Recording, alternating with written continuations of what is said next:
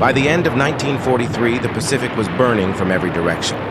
In the southwest, Allied forces were struggling through the blood-soaked jungles of New Guinea and Bougainville. To the north, Rabaul still stood, an unbroken fortress of the Japanese Empire. But in the shadow of that war, a bold decision was made. The United States would not go around. It would strike straight through the heart of the Pacific, seizing island after island, reef after reef, mile by mile of saltwater, to carve a road toward Tokyo. They called it island hopping, but for the U.S. Marines, it was a road through hell. Tarawa, where hell opened and blood mixed with sand. Kwajalein, where the Americans proved they had learned to survive within that hell. And Guam, where they returned to reclaim the first piece of their land lost to the enemy. 3 islands, 3 battles, 1 road carved in blood, and no one left could turn back. From Tarawa to Guam, the road through hell.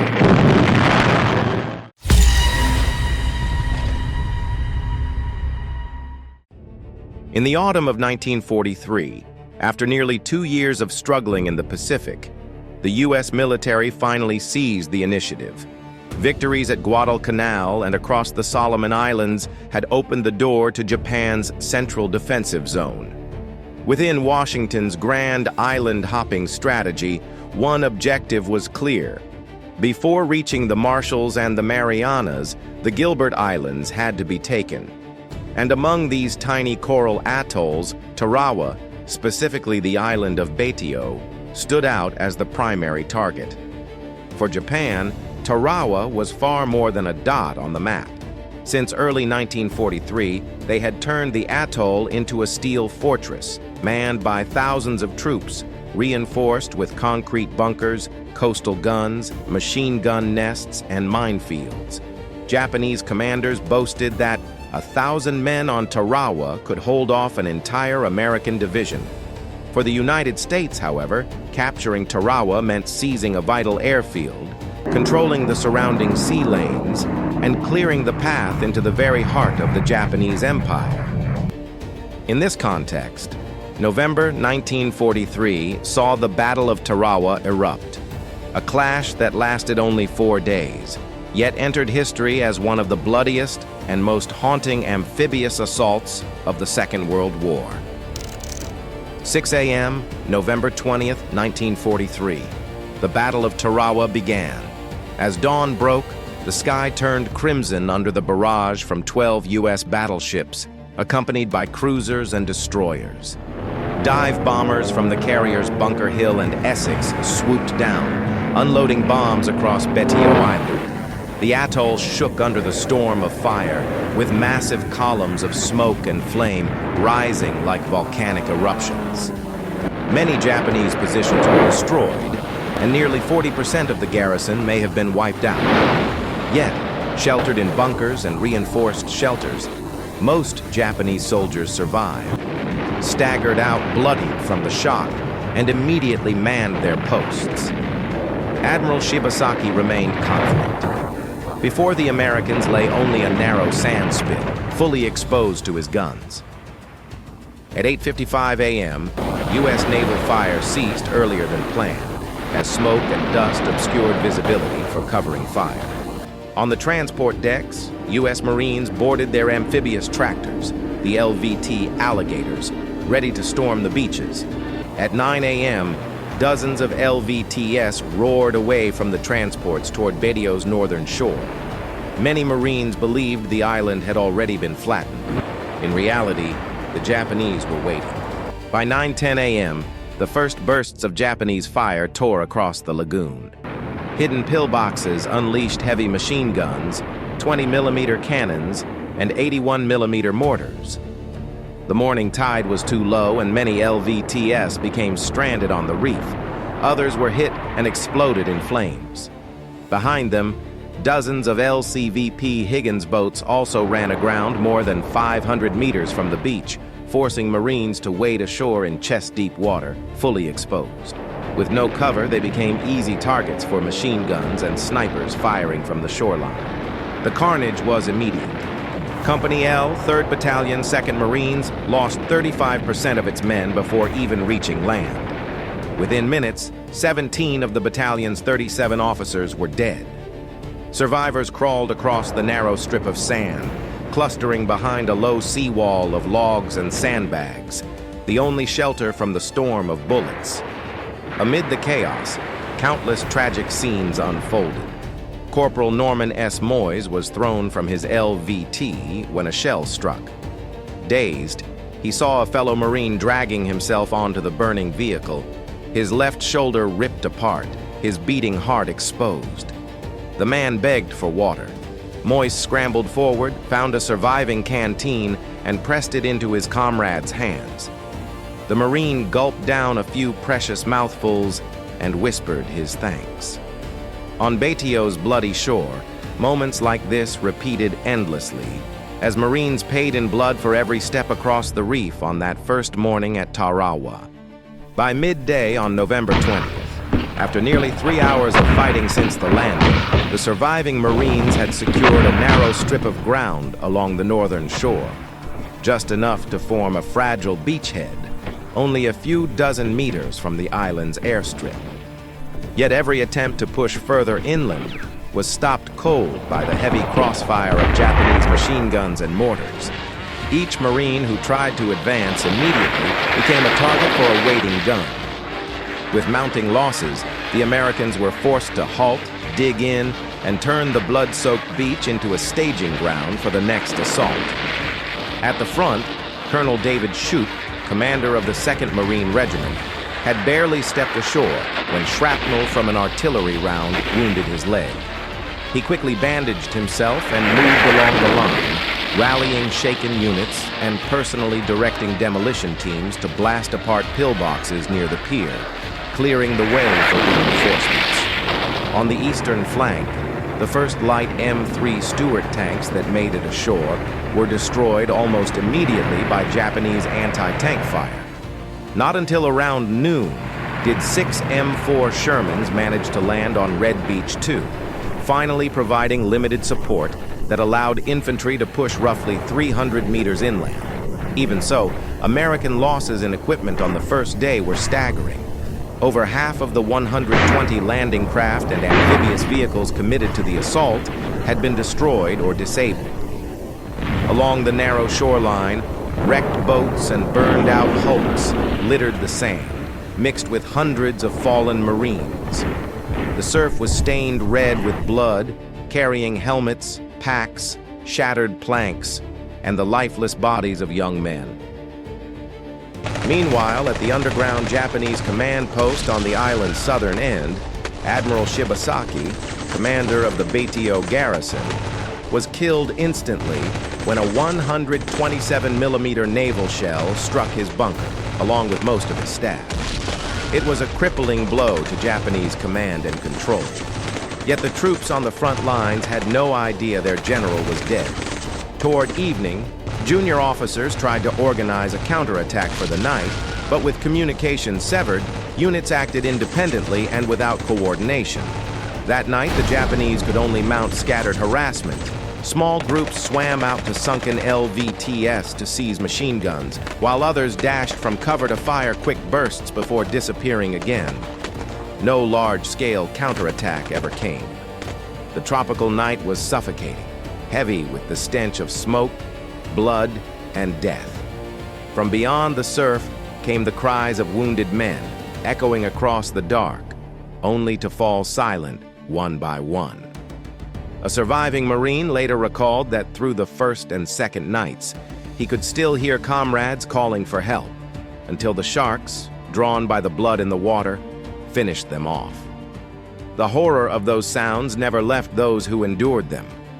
Through the long hours of darkness, exhausted Marines clung to their rifles and held their fragile foothold on Tarawa's beach, whispering the same hope: to survive until dawn, when reinforcements would come. At dawn on November 21st, the second day of battle, the first rays of sunlight revealed the devastation along Betio's beaches. Hundreds of bodies lay scattered beside shattered seawalls, mingled with waterlogged packs, broken rifles, and helmets tossed by the tide. During the night, Japanese troops had set up additional machine gun nests, sealing off the gaps between Red Beaches 2 and 3, where U.S. Marines were struggling to link up. Realizing the enemy still held firm, Marine Command ordered a full-scale assault across the beachhead. From his flagship offshore, Major General Julian Smith directed his forces to drive forward, splitting the Japanese into two groups. One pushed toward the eastern tip, the other forced back into the west. The reserve 6th Marine Regiment was called ashore to reinforce the line. On the left flank, the objective was Green Beach, at the island's western end, where a new landing zone could be opened behind enemy positions. That morning, on the southwest of Betio, Major Michael P. Ryan rallied about 200 scattered men, Marines, engineers, sailors, and mechanics who had been separated during the chaotic first day. This improvised unit, soon nicknamed the Orphan Battalion, pressed forward with the support of the only 2 Sherman tanks still operational. They struck hard at Green Beach, where defenses were thinner. Japanese troops fought back fiercely, but Ryan called in naval gunfire with pinpoint accuracy, blasting pillboxes one by one. By early afternoon, the Stars and Stripes flew above Green Beach. The entire western tip of Betio was in American hands. For his bold leadership, Ryan was later awarded the Navy Cross, one of the highest honors of the U.S. Navy. Meanwhile, in the center of the beachhead, Marines at Red 2 and Red 3 struggled to advance. Japanese fire from new positions blocked communication between the 2 landing forces for much of the morning. Only after U.S. heavy machine guns were hauled forward at midday were the enemy strong points silenced. Seizing the momentum, Marines crossed the island's central airstrip and captured a line of abandoned trenches south of the runway. By the afternoon, Japanese defenders were split into 2 pockets, one entrenched at the eastern end of the airstrip, the other clinging to a small resistance pocket between Red Beaches 1 and 2. Late in the day, U.S. scouts reported what seemed to be a Japanese attempt to retreat from Betio's eastern tip across a sandbar to nearby Bairiki Island. Admiral Harry Hill immediately ordered elements of the 6th Marines, led by Lieutenant Colonel Ray Murray, to land on Bairiki and cut off the escape. At 4:55 p.m., American troops stormed ashore. They encountered scattered fire from a single Japanese pillbox, quickly eliminated by a naval airstrike. Once the island was secured, Marines discovered only a few dozen defenders manning a lone machine gun. No mass retreat had taken place. Still, the capture of Bairiki ensured that no reinforcements or escape routes remained for the Japanese garrison on Betio. By the end of November 21, after 2 days of bloody fighting, U.S. flags flew at both ends of the island. Green Beach and the northern sector of the airstrip were firmly in American hands, and the Marine line now stretched from the north shore to the south, effectively splitting Betio in 2. The eastern tip, less than 20% of the island, remained under Japanese control, with only a few hundred defenders left. That night, Colonel Merritt, Red Mike Edson, came ashore to relieve Colonel David Shoup, who had held command under fire for 48 exhausting hours. Shoup, wounded and worn down, had nevertheless secured the beachhead.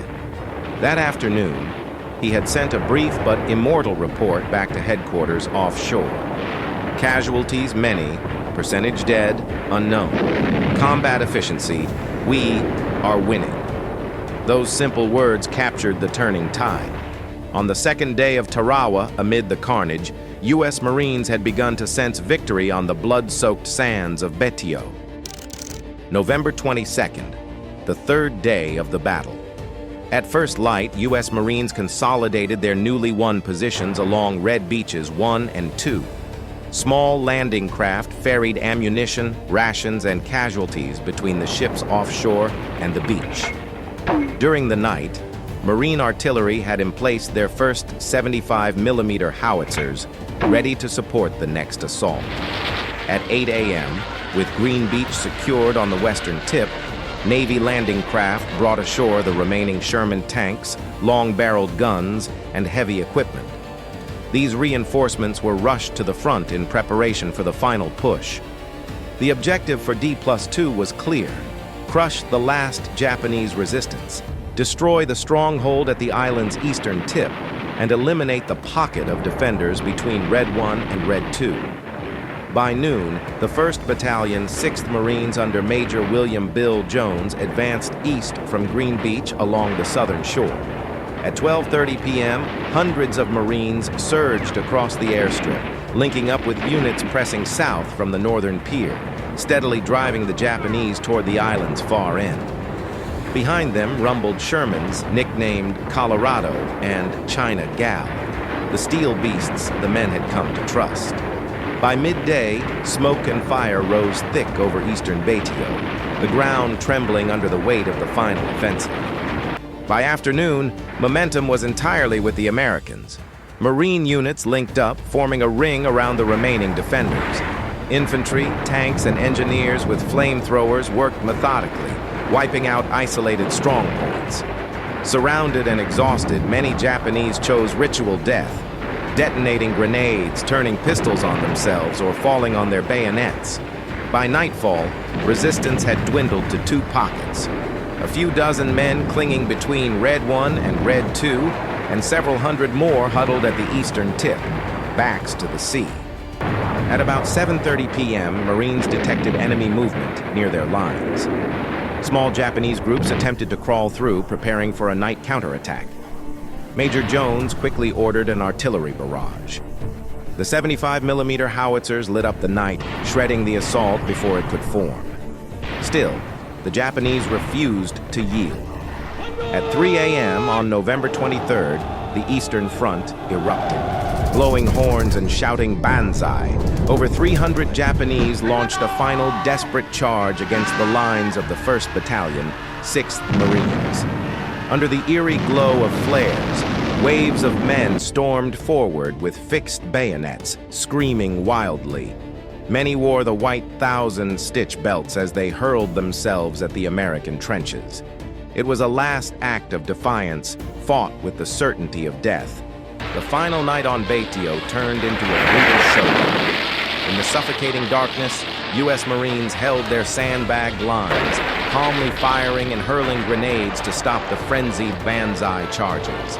Japanese bodies piled before the wire, hand-to-hand combat raged in the trenches, and Lieutenant Norman Thomas survived by shooting his attacker at point-blank range with a Colt 45. Offshore, American destroyers fired within mere yards of their own lines, helping to break the suicidal assault. By dawn on November 23rd, more than 300 Japanese lay dead, while the 1/6th Marines lost 45 men and over 120 wounded. But the line held. That morning, the Marines launched their final assault. After punishing naval and air bombardments, Shermans and engineers smashed the remaining bunkers. By 9 a.m., both flanks linked at the eastern tip. By noon, the last pockets of resistance were eliminated. At 1:30 p.m., U.S. Command declared the operation complete. The Stars and Stripes rose over the ruins, ending 76 hours of hell and shattering Japan's boast of Tarawa's invincibility. On the evening of November 23rd, Baitio, an island barely 3 square kilometers in size, lay in haunting ruin. Everywhere were corpses and twisted steel. Burned-out Japanese tanks sat as charred hulks on the sand. American LVTS and jeeps lay wrecked and smoking, their frames contorted. Along cratered beaches, Japanese bodies were heaped around bunkers where they had fought to the last. Intermixed were the fallen U.S. Marines, their uniforms faded gray-blue against the white coral sand, lying still in grotesque postures. In the lagoon, the rising tide began to carry bodies out to sea, drifting into the vast Pacific. Lieutenant General Holland Howlin' Mad Smith, commander of V Amphibious Corps, remarked that the battlefield of Tarawa could be compared to the dead ground of Gettysburg. War correspondents branded Betio the Tarawa butcher's yard. In his journal, Smith himself recorded that the sight of American bodies washed ashore or floating with the tide would forever scar his memory. The casualty figures were staggering. Of the 4,690 Japanese defenders, nearly all were killed. Only 17 were taken prisoner, most too badly wounded to commit suicide. More than 1,000 Korean laborers forced into service also perished. 1,071 dead, only 129 survivors, most wounded, rescued by U.S. forces. On the American side of the roughly 12,000 Marines who fought, 894 were killed outright, 84 later died of wounds, and more than 2,200 were wounded. In total, 3,166 casualties, over 1/4 of the force, were sustained in just 3 days, a shocking toll for a small coral atoll. News of Tarawa's bloody victory reverberated across the United States. Headlines read, "Over 1,000 Americans die to take a speck of coral." Thousands of grieving families wrote furious letters to the Navy Department, questioning why so many lives were spent for a place few had ever heard of. Even General Smith, in his later memoirs, condemned the operation, calling it a terrible mistake that led to needless losses. Yet other senior commanders defended the decision. Admiral Chester Nimitz declared that Tarawa had smashed the first gate of Japan's outer defenses, clearing the path to the Marshall Islands. The U.S. Senate, after hearings, concluded that Tarawa was a costly but necessary lesson, forcing the military to refine amphibious doctrine for the battles ahead. Indeed, just 10 weeks later, the Marshall's campaign showcased improvements in landing procedures, naval fire support, and hydrographic reconnaissance, all learned in blood at Tarawa. For the Marines who fought there, Tarawa remained etched in memory forever. They had watched comrades fall by the minute, endured hours of terror on a corpse-strewn beach, and seen courage at its most extreme when life and death balanced on a knife's edge. As Time magazine wrote at the end of 1943, "Last week, some 5,000 Marines, most of whom are now dead or wounded, gave the nation a name to set alongside Concord Bridge, the Alamo, Little Big Horn, and Belleau Wood. That name is Tarawa." From an obscure coral atoll, Tarawa entered history as a grim monument, a place where sacrifice and resolve overcame arrogance, and where the blood of thousands etched one of the most heroic and harrowing chapters of World War II.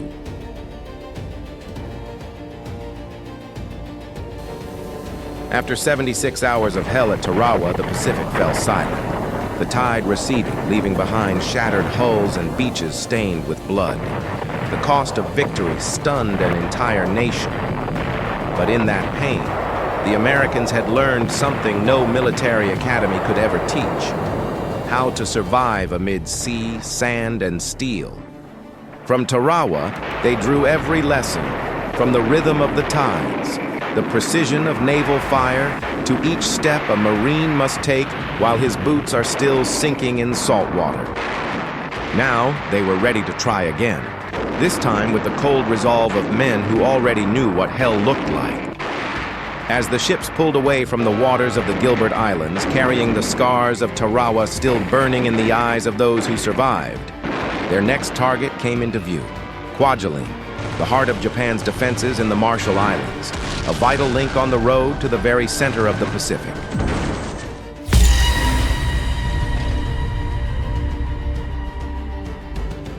In the vast blue expanse of the Pacific in 1944, the Marshall Islands appeared like a giant ring of coral, dotted with narrow strips of land scattered across endless seas and skies. For the Japanese, this was the outer wall of defense, the place where they believed they could halt the unstoppable advance of the U.S. Navy. For the Americans, after the heavy price paid at Tarawa, the Marshalls became the key to opening the road to the Marianas, and beyond that, to Japan itself. That is why Admiral Chester Nimitz approved Operation Flintlock. a bold plan to bypass the small outlying islands and strike directly at the center of the Kwajalein atoll, the very heart of the Japanese defensive chain. Kwajalein was not merely a curved strip of land nestled inside a lagoon. It was a crucial link in Japan's supply line. Here lay a deep-water harbor, an airfield for bombers, and stockpiles of fuel, munitions, and rice. Over 5,000 Japanese troops, along with thousands of Korean and Okinawan laborers, were stationed on the main island, while Roi-Namur to the north held another 3,000 men guarding the airfield and ammunition depots. Reinforced concrete bunkers, 127mm naval guns, 75mm anti-tank weapons, and heavy machine guns buried in underground shelters turned Kwajalein into a fortress of steel. The Japanese High Command had ordered their men to fight to the last bullet, signaling a confrontation that would show no mercy. But this time, the enemy they faced was no longer the inexperienced Marines of Tarawa. After that bloodbath, the Pacific Command had learned hard lessons. Divisions slated for the assault trained for months in Hawaii. Marines learned to maneuver amphibious tractors through heavy surf, to use plow blades mounted on LVTs to clear obstacles, and to coordinate closely with naval gunfire as they approached the shore. For the first time, LVTAS, armed with 37mm guns, would provide direct fire support from the sea. On Hawaii's beaches, mock-ups of Japanese bunkers and coral reefs were built for day and night rehearsals. Military doctors trained to administer aid on the Amtraks, while offshore, white-hulled hospital ships stood ready to receive the wounded. Every measure was taken to ensure Kwajalein would not become another Tarawa. Operation Flintlock officially began in late November 1943, when American airstrikes and naval bombardments rained down on the Marshall Islands. From December 4th onward, nearly every day, the skies above trembled with the roar of engines and falling bombs. For weeks on end, B-24 bombers and U.S. warships pounded relentlessly, reducing Japanese airfields, fortifications, and defensive lines to rubble. This was not merely a prelude, but a carefully orchestrated preparation for a joint assault. The U.S. Army's 7th Infantry Division would strike the southern island of Kwajalein, while the 4th Marine Division was tasked with seizing the twin islands of Roi-Namur to the north. To clear the way into the lagoon, advance units were ordered to capture the outlying islets, establish artillery positions, and secure safe corridors for the main landing force. At dawn on January 31st, 1944, around 3:30, in the dim light before sunrise, Marine reconnaissance units suddenly stormed the tiny islets of Jacob, Ivan, Albert, and Abraham along the atoll's reef, quickly turning them into artillery platforms. At the same time, Army troops of the 7th Division seized Carter and Cecil Islands west of Kwajalein, sealing the entrances to the lagoon. Once the positions were secure, at exactly 6 a.m., U.S. naval guns opened fire, salvo after salvo crashing down on Japanese defenses like hammers of steel. Throughout January 31st and into the morning of February 1st, the skies and seas around Kwajalein shook violently. Battleships, cruisers, and destroyers of Task Force 53 closed to within just a few thousand meters and poured direct fire into enemy fortifications. Overhead, waves of B-24s from the Gilberts dropped bombs that pulverized concrete bunkers and leveled the airfield on Roi-Namur. Ammunition and fuel depots exploded into towering fireballs, tearing apart defensive positions and silencing machine guns and anti-aircraft guns. Lieutenant General Holland Smith, commander of the Marines, later admitted he had never loved the Navy so much, for it was their precise, overwhelming firepower that smashed the beach defenses. On board the transports, American soldiers felt the tremors ripple through the ships with every salvo. They knew the battle was imminent, but few realized that much of the Japanese resistance on the landing beaches had already been annihilated. On the other side, The blinding flashes and endless detonations heralded the end of days. On Roi-Namur, just after 8 o'clock, artillery crews tried desperately to adjust their 127mm guns, but all lines of communication with headquarters had been severed. Many bunkers collapsed, burying soldiers alive. Young officers clawed at the rubble with their hands, finding only blood and faint, fading breaths. The defenders knew they were completely cut off. No air support, no navy, only a few days of rations and ammunition left. Yet in the spirit of Gyokusai, to die as shattered jewels rather than live in disgrace, they carved farewell messages to their families into the walls of their bunkers, gripped their rifles tightly, and waited for the enemy to come. Meanwhile, aboard the American ships, many Marines were stunned by the sheer force of their own naval guns. Each salvo shook the hulls, cups rattled across tables. From the rails, they watched black smoke and debris leap skyward, some whispering, "After all that fire, could anyone still be alive down there?" The air was heavy with the acrid blend of cordite, burning oil, and sea salt, while the thunder of guns rolled like an unbroken storm. In the south, the U.S. 7th Infantry Division under General Charles Corlett was tasked with capturing Kwajalein. Command split the force into two wings. The 184th Infantry Regiment advanced on the right, while the 32nd moved on the left. From Carter and Cecil Islands, recently seized, American artillery fired thousands of rounds in support, while battleships poured shells into the island's center. At 9:30 on February 1st, when the bombardment shifted inland, amphibious tractors, LVTS, crawled ashore, packed with soldiers heading toward beaches reduced to rubble. Only a handful of surviving Japanese snipers remained in underground shelters, since most defenses had already been crushed by the bombardment. The first steps onto Kwajalein met scattered fire, but U.S. troops quickly breached the anti-tank trench and spread inland like a rising tide. M4 Shermans followed closely, blasting each remaining bunker with 75mm fire. By noon, the Americans had reached the airfield and planted their flag on what had once been a vital Japanese supply hub. The battle for Kwajalein lasted another 3.5 days, with scattered but fierce fighting. At night, surviving Japanese soldiers launched desperate counterattacks to break the encirclement, but were repelled.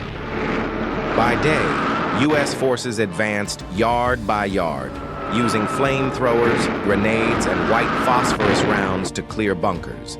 The island's maze of underground shelters prolonged the struggle. Many Japanese refused to surrender, charging with bayonets in suicidal rushes. By the morning of February 4th, the 184th had driven the enemy into the island's final corner, while the 32nd secured warehouses and barracks. At 10:30 that morning, the last pockets of resistance were eliminated. Casualties reflected the overwhelming disparity: 177 Americans killed and about 1,000 wounded versus nearly 5,000 Japanese troops and Korean laborers virtually annihilated, with only a few dozen captured alive. It is estimated that 50 to 75% of Japanese defenders were killed during the initial bombardment, before the ground battle had truly begun. Meanwhile, in the north, the 4th Marine Division faced a more complicated situation. Roy, on the western side, was assigned to the 23rd Marines, while Namur in the east, dense with palm trees and reinforced bunkers, fell to the 24th Marines. The plan called for simultaneous landings at 10 o'clock on February 1st, but shortages of amphibious tractors, only about 20 LVTAS, armed with 37mm guns, and several dozen LVT2s, and confusion during assembly forced H-hour to be delayed until 11:20. In the meantime, artillery from captured islets continued to pound the targets, while carrier fighters patrolled the skies, pinning down any Japanese response. At 11:33, the first Amtraks of the 23rd Marines surged through the waves onto Roy's beaches. Rockets from LCMs blanketed the shore, while LVTAS fired into shattered palm groves. As the dust cleared, Marines splashed ashore, crossing a 3-meter-wide anti-tank ditch and crawling over bomb craters filled with water. Within 20 minutes, they reached Objective 01, just a few hundred meters inland. Remaining positions were knocked out by Sherman tanks with precise 75mm rounds. Captain Scales's company, expected to face heavy resistance, instead encountered only a few isolated snipers atop collapsed bunkers. By late afternoon, the cruiser Santa Fe shelled the Nat Circle defenses at the island's center, allowing infantry to capture the airfield and warehouses. During this advance, Private First Class Richard Anderson threw himself on a Japanese grenade to save his comrades, sacrificing his life in an act of heroism that later earned him the Medal of Honor. By 1800, Roy was declared secure. Namur, however, turned into a bloody trap.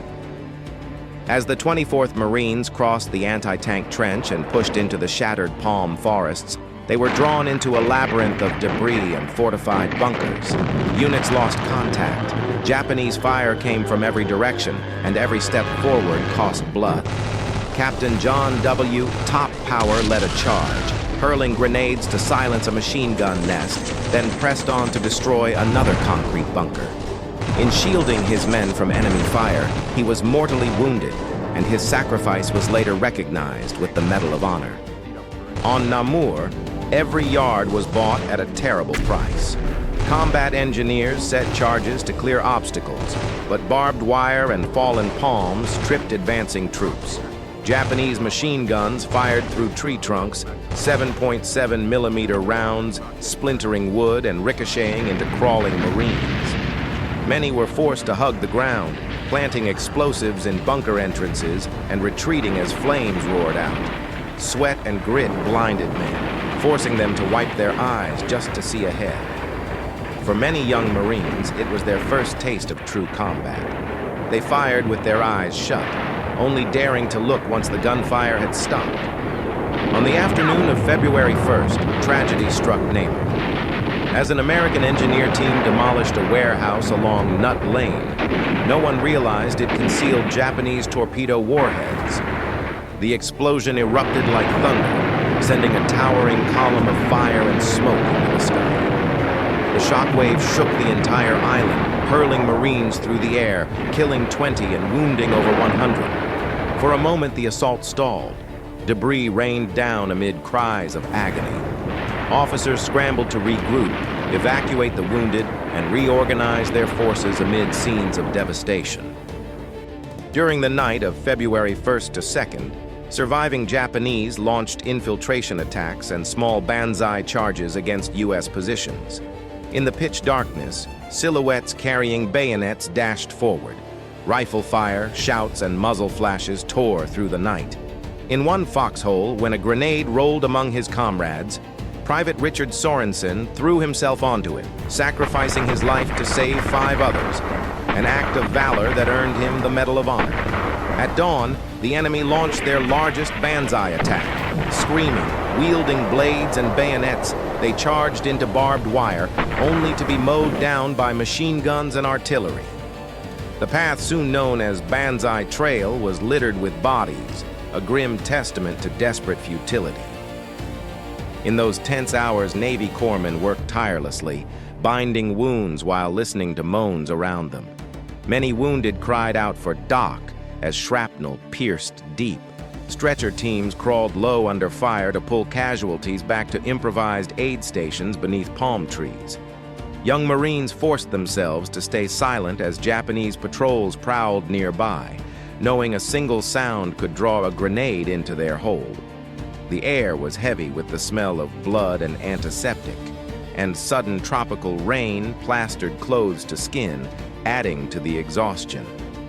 On February 2nd, Marine commanders ordered a final pincer assault to crush the last defenders on Namur. One prong advanced from the southwest, the other from the southeast. Sherman tanks and half-tracks led the way, blasting bunkers with 75mm guns and heavy machine fire. Combat engineers cleared mines and wire to open lanes for the infantry. Colonel Dias led one of the spearheads but was killed by shell fire at the final trench, a sacrifice honored with the Medal of Honor. By midday, gunfire dwindled, then fell silent. Isolated Japanese either died in their shelters or committed suicide. Around 1400, the American flag rose over Namur's final stronghold, ending 36 hours of relentless combat. Of more than 3,500 Japanese soldiers and Korean laborers on Roi-Namur, only about 130 surrendered or were captured. The rest were killed. The Marines suffered 190 dead and 537 wounded. As the smoke cleared, the entire Kwajalein atoll was in U.S. hands. The aftermath was one of charred palms, shattered bunkers, and beaches littered with wreckage. Engineers quickly converted Roi-Namur into a forward airbase. Within days, B-25 bombers and fighters were flying missions from its runways, striking Eniwetok and Saipan, and cutting supply routes from Truk to Japan. Victory at Kwajalein shortened the timetable for the Mariana assault by 6 months, proving the effectiveness of the island-hopping strategy and forcing Japan to rethink its defenses. No longer could beach fortifications withstand U.S. naval firepower. From this point forward, the Japanese shifted to building defense in depth, tactics later seen at Prelude, Iwo Jima, and Okinawa. On the night of February 4th, 1944, as the guns finally fell silent, flares lit up the skies above the Kwajalein lagoon. On the beaches, American soldiers used those rare hours to bury their comrades in the sand, while others held services at sea. The tolling of bells from hospital ships blended with the sound of the waves, creating a scene both solemn and haunting. The next objectives were already set, Eniwetok and the Caroline chain. But many men had yet to dry the tears shed for lost brothers. The severely wounded were evacuated to Pearl Harbor, while the rest immediately began building new runways, repairing piers, and clearing the ruins. They knew their youth had been traded for a base they would only occupy for a few months, before pressing westward again. With Roi-Namur and Kwajalein transformed into forward bases, B-25 squadrons soon began striking Eniwetok, Truk, and the Palau Islands. Within months, hundreds of B-24s flew from these runways to bomb the Marianas and support the Saipan campaign. And from the Marianas, the B-29 superfortress finally had the range to strike Tokyo, Kobe, and Osaka. Like falling dominoes, Kwajalein became a vital link that opened the way for Guam, Tinian, and ultimately the end of the war with the atomic bomb. Years later, veterans would recall that it all began on a strip of sand they had once thought insignificant. Yet behind victory lay those left unremembered. Thousands of Japanese soldiers died without graves, and countless Korean laborers had been forced to fight or toil under brutal conditions. As American troops cleared bunkers, they found diaries filled with homesickness and apologies to families far away. Some Marines kept mementos, a handkerchief, a kimono, a packet of cigarettes. Whatever side they fought on, they too were victims of a war beyond their control. Their sacrifices a stark reminder of its terrible cost. Kwajalein was more than a tactical triumph. It was the successful proving ground for the lessons learned at Tarawa. Amphibious tractors, tanks, and naval gunfire now worked in seamless coordination. Artillery was placed on small captured islets for direct fire support, while naval fire pressed close to the beaches and air power delivered unbroken bombardment. These innovations became the blueprint for the Pacific Campaign. The stories of Richard Anderson, John Power, Richard Sorensen, and Colonel Dias became enduring symbols of sacrifice and valor. And on that quiet night, as waves lapped gently against the coral shores of Kwajalein, their vow still echoed. We will keep moving forward until this war is ended and peace returns to these distant islands, these distant islands, these distant islands. Kwajalein was now behind them. On the island, Engineering units cleared the beaches, buried the dead, and gathered the twisted remains of landing craft. There were no victory parades, only casualty lists, new replacements, and crates of ammunition being hauled aboard. For the staff of the U.S. Fifth Fleet, the next move was already on the map. The Mariana Islands, Saipan, Tinian, and Guam would be the next objectives. If captured, they would bring Tokyo within range of the B-29 bombers. Supply ships were loaded. New men climbed the decks where others had fallen at Tarawa and Kwajalein. The sea was calm, but everyone knew the calm wouldn't last. In early July 1944, the fleet left the Marshalls and turned west. The next target carried a different weight: Guam, the first American territory seized by Japan after Pearl Harbor. This time, they weren't sailing to conquer. They were sailing to take back what had been lost.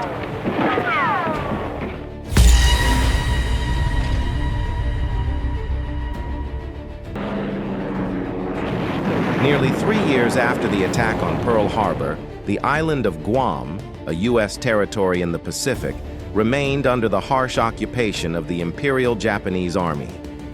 The largest island of the Mariana chain, Guam had been under American administration since 1898, but it fell to Japan within days of the Pearl Harbor assault in December 1941. By the summer of 1944, the tide of war had turned decisively in favor of the Allies. Admiral Chester Nimitz, commander of the U.S. Pacific Fleet, launched Operation Forager, a massive campaign to retake the Mariana Islands, including Saipan, Tinian, and Guam. The goal was not only to push closer to Japan, but also to reclaim American soil lost in the early days of the war, a powerful symbol that the United States was now on the offensive. Strategically, Guam was invaluable. Its large landmass, deep water harbor at Opera, and 2 airfields made it an ideal base for the new B-29 Superfortress long-range bombers. From Guam, the U.S. could launch direct attacks on the Philippines, Taiwan, and even the Ryukyu Islands.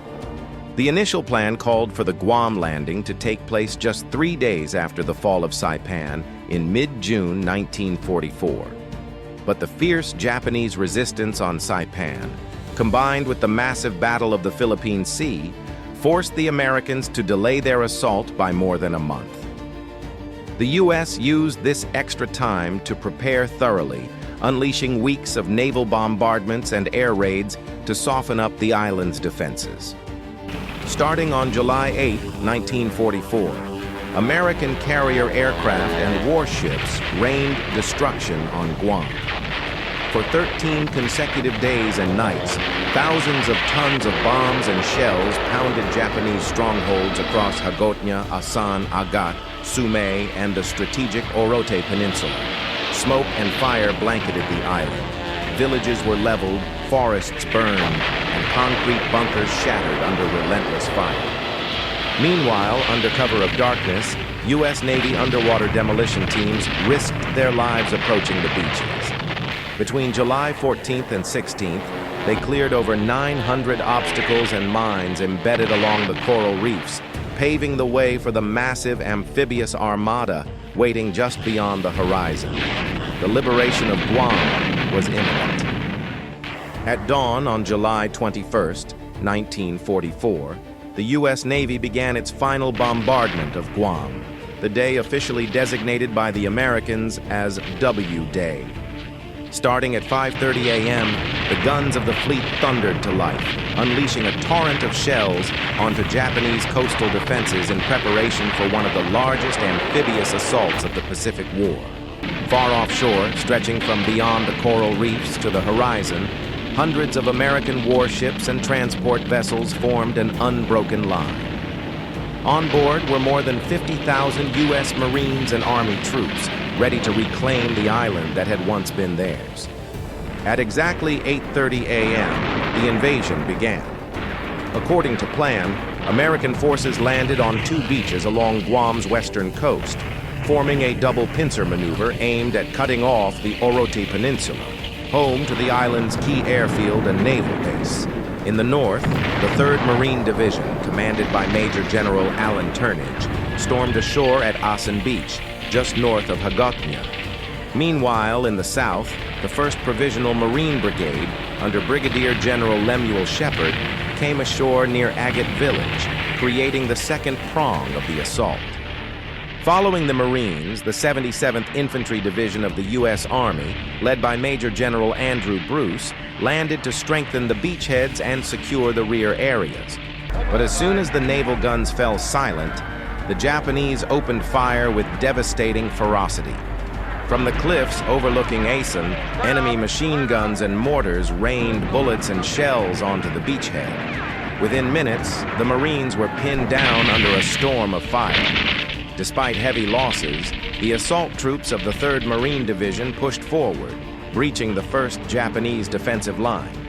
Sherman tanks from the 3rd Tank Battalion were hastily brought ashore to support the infantry, while flamethrower teams burned out pillboxes hidden in caves and rocky slopes. After nearly an hour of chaotic fighting, the Marines seized several commanding heights, including Chonito Ridge, a key stronghold of the Japanese defense. The cost, however, was steep.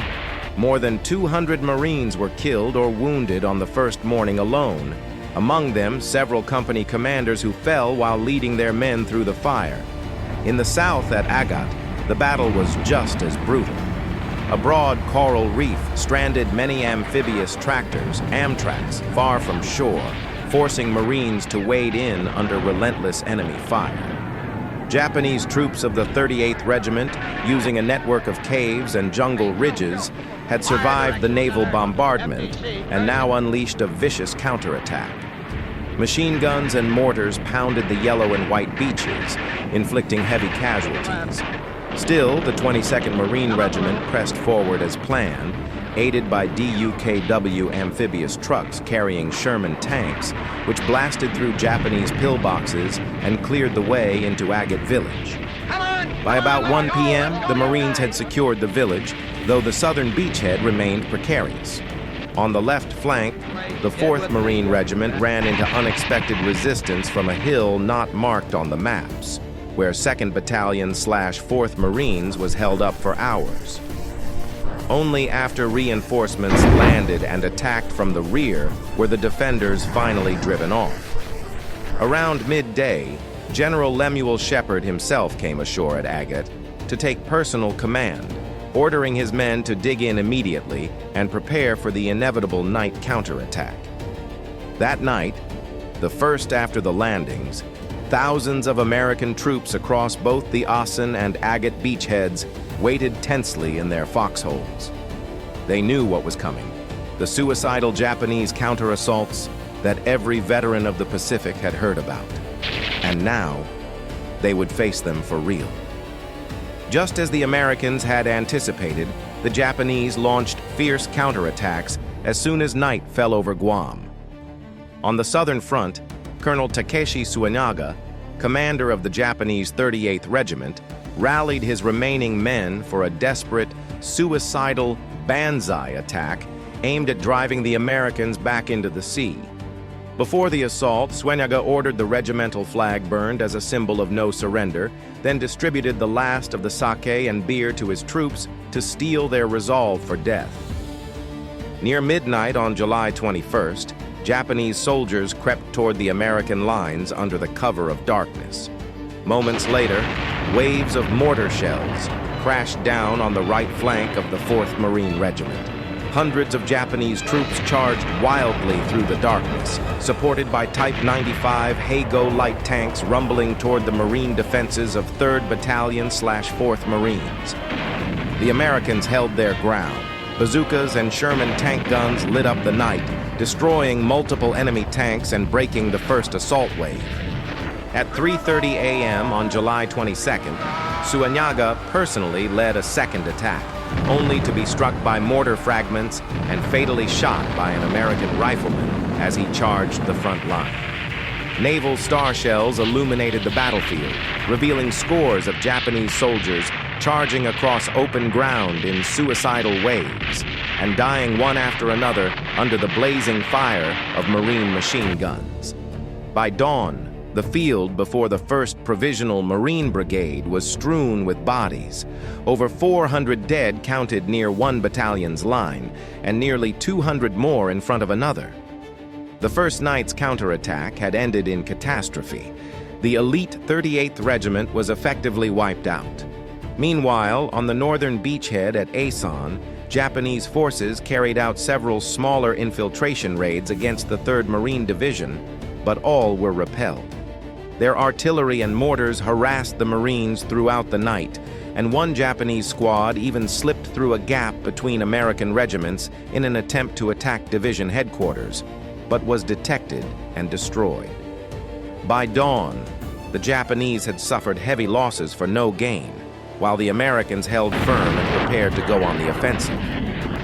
Over the next 3 days, July 22nd to 24th, U.S. forces strengthened their beachheads and began cautious advances inland to link the northern and southern flanks. Fighting was savage in the jungle-covered hills of central Guam. Every ridge, ravine, and rocky outcrop became a killing ground as Marines fought hand-to-hand to root out entrenched defenders. Within the first 4 days, the 1st Marine Brigade suffered over 1,000 casualties, including 188 dead, forcing commanders to rotate units and request reinforcements to maintain the pressure. On July 23rd, the 3rd Marine Division launched an assault on Bunshu Ridge, a heavily fortified Japanese stronghold on the right flank, supported by artillery and airstrikes. The Marines advanced slowly but steadily, discovering that some enemy positions had been abandoned overnight. By July 24th, the 3rd and 21st Marine Regiments had captured part of the Fonte Plateau in central Guam, while farther south, the 9th Marines attempted to cross the Aguada River to link up with the 1st Marine Brigade, though without success. Even so, the Americans could sense the tide turning. Japanese resistance was faltering. Many defensive positions lay deserted, littered with bodies of fallen soldiers, abandoned weapons, and untouched stockpiles of food and ammunition deep in the jungle. Guam was bleeding, and the battle for its liberation was entering its decisive phase. On July 25, 1944, after nearly a week of relentless combat, American forces temporarily slowed their advance to regroup and resupply. Anti-aircraft artillery battalions, Navy Seabees, and convoys carrying fresh water, food, and ammunition were brought ashore to sustain the frontline troops. On the ground, Brigadier General Lemuel Shepard, commanding the 1st Provisional Marine Brigade, steadily tightened his grip around the Orote Peninsula, overrunning one bunker after another to cut off escape routes for the roughly 2,500 Japanese troops trapped there. Opposing them were Japanese naval infantry from the 54th Defense Unit, commanded by Captain Tamai Asaichi. In a series of tank clashes, nearly all of Japan's Type 95 Heigo light tanks, armed with 47mm guns, were destroyed by American Sherman tanks. 8 were knocked out in a single day. Cornered and with no hope of reinforcement, Captain Tamai resolved to launch a final Banzai suicide charge on the night of July 25th, hoping to break through the American encirclement and rejoin the main forces under General Takeshi Takashina. Before the assault, Tamai ordered all ammunition and reserve weapons distributed, then broke open the stores of beer, sake, and whiskey, urging his men to drink deeply and prepare to die. Meanwhile, in the island's central sector, General Takashina, overall commander of Japanese forces on Guam, received a cable from Tokyo. "You must hold Guam to the end. Reinforcements are on the way." Though he knew the promise of reinforcements was a fantasy, Takashina chose to obey.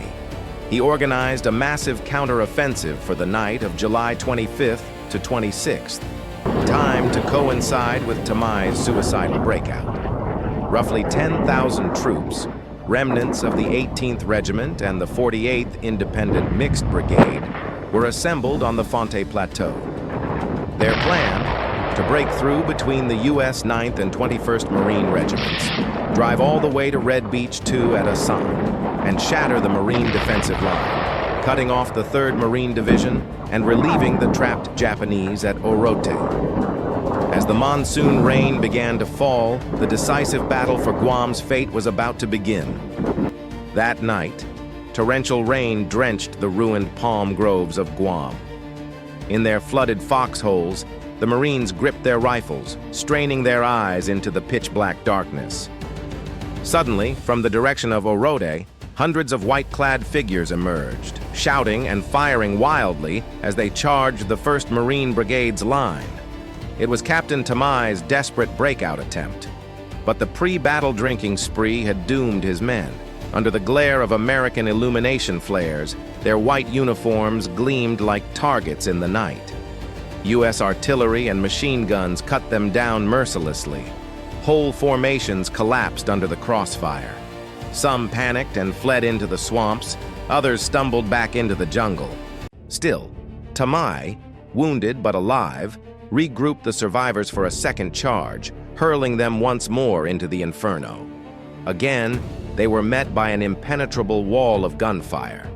Later, the Marines would call it the Mariana Turkey Shoot on land, a one-sided slaughter. By dawn on July 26th, more than 400 Japanese bodies lay piled before the 1st Marine Brigade's line, with 600 wounded groaning in the mud, while the Americans had lost only around 75 men. The Japanese garrison at Orote had been annihilated. At the same time, in the north, thousands of Japanese troops poured down from the Fonte Plateau around midnight, striking at the 3rd Marine Division's defenses. Through the downpour and darkness, the Marines fought back with iron discipline and deadly accuracy. In some sectors, a company of just 250 men was forced to hold a front nearly 2 kilometers wide, a line that would normally require at least 600. Realizing how critical the situation was, Major General Roy Geiger, commander of the 3rd Amphibious Corps, ordered every available rear echelon soldier, engineers, drivers, mechanics, even clerks, to grab rifles and rush to the front. The Japanese, benefiting from sheer numbers, managed to breach several trenches. One group slipped between the 9th and 21st Marines, reaching the 3rd Division command post. In the chaos, staff officers, radio operators, and truck drivers seized weapons to defend the headquarters, determined not to let the command flag or codebooks fall into enemy hands. At the forward surgical station, wounded Marines tore off their bandages and crawled to the entrances of bunkers, firing pistols at the infiltrators. The fighting raged through the night in blinding rain. Many Japanese soldiers, drunk and leaderless, fought like men already dead. Some even knelt down, placed a live grenade on their heads, pulled the pin, and waited for Marines to approach, choosing to die in mutual destruction. The island of Guam, shrouded in lightning and gunfire, had become a place where life and death blurred into one, a storm of fire, rain, and madness. As dawn broke on July 26, 1944, the gunfire over Guam gradually faded into silence. Across the Central Front, Japan's massive suicide assault had ended in disaster. Bodies of Japanese soldiers littered the hills and valleys before the American lines. Over 3,500 dead were counted as the sun rose. Major General Takeshi Takashina, who had personally commanded the attack, had lost nearly 4,000 men in a single night. 95% of his officers were dead or wounded, and over 90% of his heavy weapons destroyed. The Americans also suffered casualties, but far fewer, 166 killed and 645 wounded between July 25th and 27th.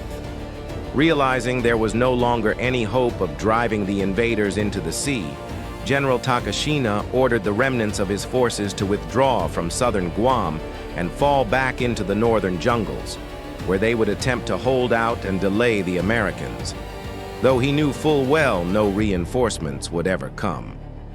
While overseeing this desperate retreat on the Fonte Plateau, Takashina was killed by American machine gun fire on July 28, 1944. After his death, command of the remaining Japanese forces passed to Lieutenant General Hideyoshi Obata, commander of the 31st Army, who had already been trapped on Guam for weeks, and who now resolved to fight to the death. The night of July 25th to 26th had sealed Guam's fate. The Japanese had lost nearly all their elite troops and were forced to abandon the western coast, retreating into the dense interior. The Americans seized the moment, launching a full-scale counteroffensive on all fronts. On the morning of July 26th, from the southern beachhead, the 1st Provisional Marine Brigade began a massive assault on the Oroti Peninsula, the last major Japanese stronghold in the south. Under intense bombardment from naval guns and field artillery, the 22nd Marine Regiment advanced along the Agatsume Road from the east, while the 4th Marines attacked from the west. Japanese troops fought fiercely from bunkers and caves, but were gradually crushed by Sherman tanks and relentless artillery fire. On the night of July 27th, scattered survivors attempted a final suicidal counterattack, but their morale was broken. Many dropped their weapons and fled into the jungle. By July 28th, the Americans had secured the Oroti Peninsula, recapturing the airfield, harbor, and ruins of the old U.S. naval base at Sume. That same day, the northern and southern beachheads linked up at the foot of Mount Tenjo, forming a continuous 15-kilometer front along Guam's western coast. At the newly recaptured Oroti base, the 1st Marine Brigade held a ceremonial flag raising amid the ruins. The stars and stripes once again flew over Guam, the first time in nearly 3 years of Japanese occupation. The ceremony was attended by senior U.S. commanders, including Vice Admiral Raymond Spruance, Lieutenant General Holland Smith, Major General Roy Geiger, and Brigadier General Lemuel Shepard, while 2nd Battalion, 22nd Marines had the honor of planting the flag. After consolidating the South, General Geiger deployed the 77th Infantry Division, U.S. Army, to join the Marines in sweeping the remainder of the island. Only 5,000 to 6,000 Japanese troops remained, starving, exhausted, and nearly out of ammunition. They entrenched themselves in the northern mountains and jungles, setting ambushes to slow the American advance. In early August 1944, Guam's tropical monsoon season began, and torrential rain turned the island into mud. American troops slogged through swamps and tangled forest, clearing mines and booby traps while rooting out scattered resistance pockets. Between August 2nd and 4th, the Japanese made a last stand around Mount Barragata, but after several days of bombardment and infantry assaults, their defenses collapsed. The last organized Japanese resistance disintegrated. Some fled into the wilderness, others committed ritual suicide rather than surrender. On August 10, 1944, U.S. commanders officially declared the liberation of Guam complete. Once more, the American flag waved proudly over the island, marking the end of nearly 3 years of brutal Japanese occupation. In the days that followed, Lieutenant General Hideyoshi Obata, who had taken command after Takashina's death, refused to surrender. He and a handful of aides hid in a cave near Yigo village in northern Guam. On August 11, 1944, Obata sent a final message to Tokyo. Guam has fought to the last man. Then, in the spirit of the samurai, he performed seppuku, ritual suicide. Thousands of other Japanese soldiers vanished into the jungle, hiding in caves and swamps. It would take the Americans months to track down the remaining holdouts. A few surrendered, but most fought to the death or took their own lives. Remarkably, some never gave up at all, the most famous being Sergeant Shoichi Yokoi, who hid in the jungles of Guam for 27 years, finally surrendering in 1972, a haunting reminder of a war that had long since ended, but had never truly released its grasp. After 21 days of brutal combat, the Battle of Guam came to an end with a decisive victory for the United States. Yet the cost of liberation was steep. American forces suffered around 1,700 killed and over 6,000 wounded, including troops from the Marine Corps, Army, and Navy. The Japanese garrison was virtually annihilated, more than 18,000 soldiers killed, and only a few hundred taken prisoner. most of them wounded or near starvation. In addition, over 1,000 Guam civilians lost their lives during the battle and the years of harsh occupation. Despite the heavy toll, the victory at Guam carried immense strategic significance in the Pacific campaign. It marked the first U.S. territory reclaimed from the Axis powers and gave the Americans control of vital naval and air bases. In the months that followed, Guam was rapidly transformed into a major forward command center for U.S. operations across the Pacific. Its airfields were expanded to host hundreds of B-29 Superfortress bombers, which would soon begin direct air raids on Japan itself.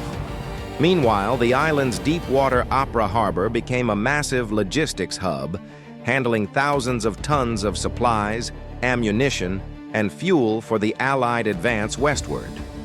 From this strategic springboard, the United States launched its assault on the Philippines less than 6 months later, tightening the noose around Imperial Japan and pushing the Pacific War toward its inevitable end. 3 islands, 3 battles, and thousands of lives exchanged for one thing. The Pacific now lay open, and Japan was closer than ever. From Tarawa to Kwajalein, from Kwajalein to Guam, the U.S. Marines had carved a path straight through the heart of the Pacific, a road paid for in blood, in wrecked ships, and in eyes that would never see clearly again. To the north, the battles of Saipan and Tinian were drawing to an end, and from those runways, the B-29 bombers would soon begin their long flight toward Tokyo. For the men who had fought at Tarawa, Kwajalein, and Guam, they had already seen what hell looked like.